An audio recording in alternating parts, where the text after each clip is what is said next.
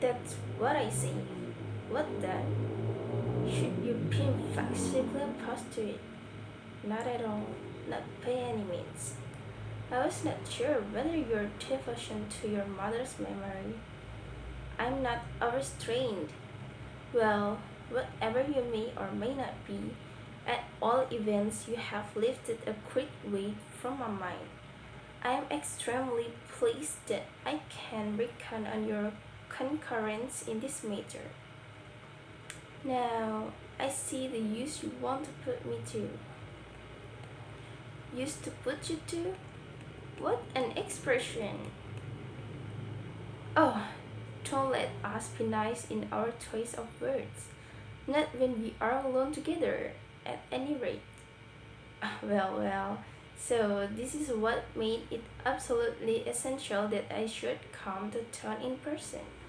For the sake of Mrs. Sorby, we are to get up a pretense at family life in the house, a tableau of filial affection. That will be something new indeed. How dare you speak in that tone? Was there ever any family life here? Never since I can remember, but now, for sure, your planes demand something of the sort. No doubt it will have an excellent effect when it is reported that the son has hastened home, on the wings of filial pity, to the grey-haired father's wedding feast. What will then remain of all the rumors as to the wrongs the poor dead mother had to submit to? Not a vestige. Her son annihilates them at one stroke. Priggers, I believe there is no one in the world you detest as you do me. I have seen you at the close quarters. You have seen me with your mother's eyes. But you should remember that her eyes were clouded now and then. I see what you are hinting at. But who has the blame for mother's unfortunate weakness? Why you and all those?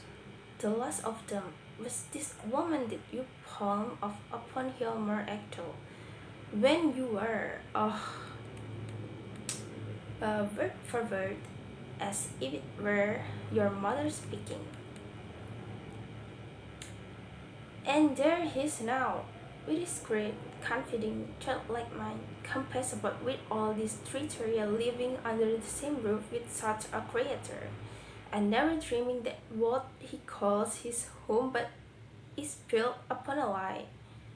When I look back upon your past, I seem to see a battlefield with shattered leaves on every hand.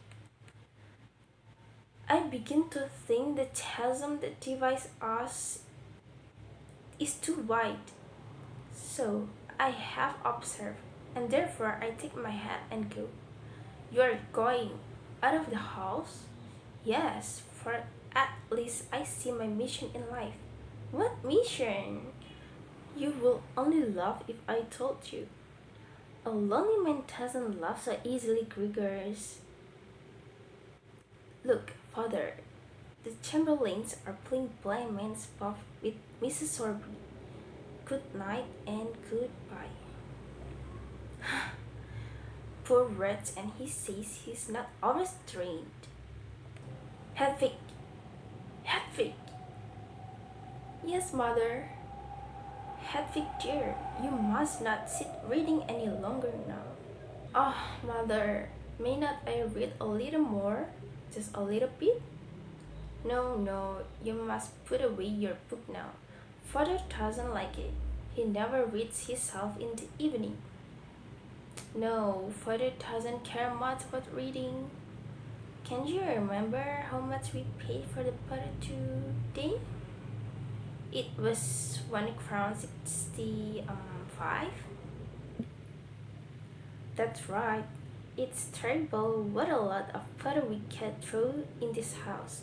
Then there was the smoked sausage and the cheese. Let me see. And the ham? Yes, that's mixtures. And then the beer. Yes, to be sure. How it to mount up, but we can manage with no less. And then you and I didn't need anything hot for dinner as father was out. No, that was so much to the good. And then I took 8 crowns 50 for the photograph. Really? So much as that? Exactly, 8 crowns 50.